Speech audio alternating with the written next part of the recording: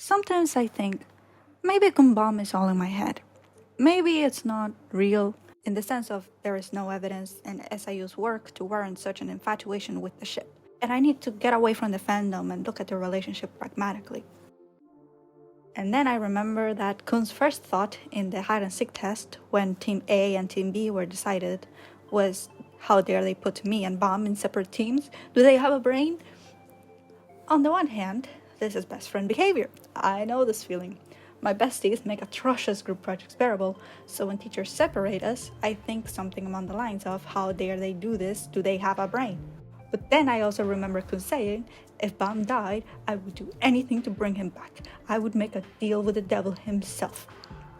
Directing referring to Daniel Hatchnit, that guy who used said method because he couldn't cope with the grief of his love interest's death. He could just be very loyal, though. You can see how this can be a friendship, and a very deep one. Not everything has to be about shipping, I understand. But you also have to admit that the way Khun sees Bam is not normal. Like, you can be a little bit obsessed with your best friends as a treat, but honey, you're having a whole buffet and people have eyes. Your friends are starting to call that out. Mr. People need a reason to keep on living, and the end of the world would come if Bam isn't here. He says he pursues practical interest, and the narrative laughs at him by showing a panel of Bam. Oh, and how could we forget? Tell us when you go somewhere so I can chase anytime. I can understand how the shipper's behavior can get to some people. It is the most popular ship in the entire fandom after all, so this oversaturation can be annoying if you don't like the dynamic, don't like shipping characters, or you don't like how everything has to be woke these days. I'm quite sure that if Khun was a girl, more people would be open to the idea of KhunBam. I mean, the people that are vocally against KhunBam tend to be the same people that claim that Adori and Bam are endgame, despite Adori Jahad being mentioned twice in the entire story.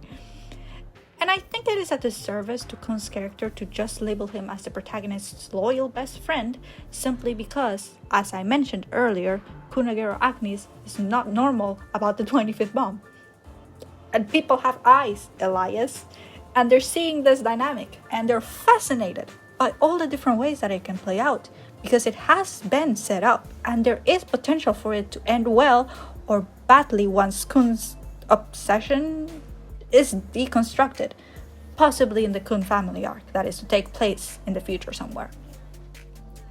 I'm not here to justify the fandom's behavior. If you feel that you have been wronged by a KhunBam fan or find them overbearing, I am not in control of anyone's actions but my own, and there are plenty of audiences that read Tower of God.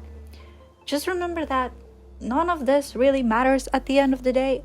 At least it doesn't matter because these characters aren't real people. Because of KhunBam, I have been able to meet amazing people and some of my closest friends. And to me, that is what matters. The friendships that I have been able to build because of our mutual infatuation over these characters.